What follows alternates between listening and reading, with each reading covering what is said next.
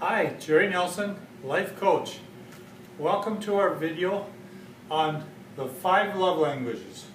Today we're going to review the book, The 5 Love Languages by Gary Chapman. This book brings up an interesting dilemma that many people in their relationships, especially their marriage relationships, find. Let me ask you a question. What would you think, or how do you think your marriage would go if you were married to a person who totally did not speak the language you speak, and that person did not speak your language? Be a very interesting dilemma.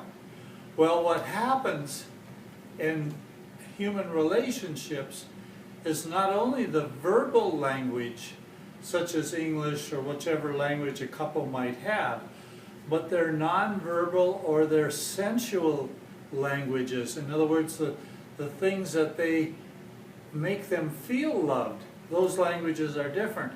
So what literally happens to couples is they will be married to each other and expressing love, but they don't actually get the message across. The person, if they do not have the same love languages. And so, for example, let's go over the 5 love languages as Gary Chapman describes them. Words of affirmation. In other words, saying things that really build up the other person.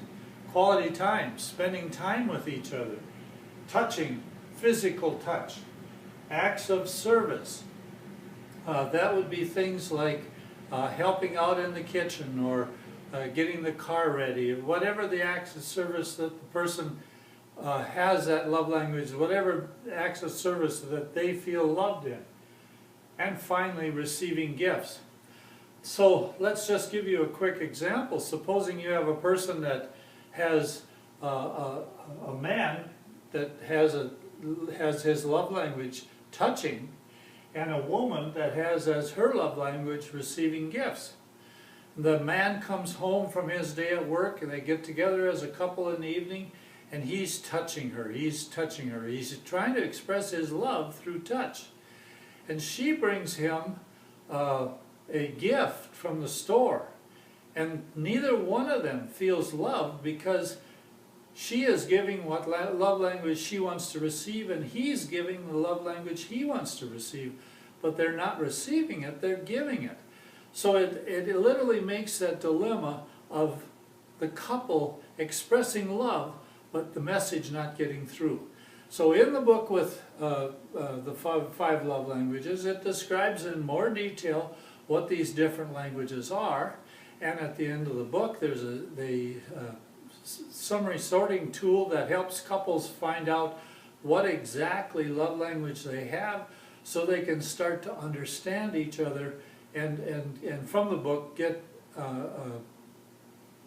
help with how to express to the person that they love in a language that that person can understand that they're loved. Amazing book. Obviously, feeling loved is an extremely important existent need, and so I would recommend this book for any couple.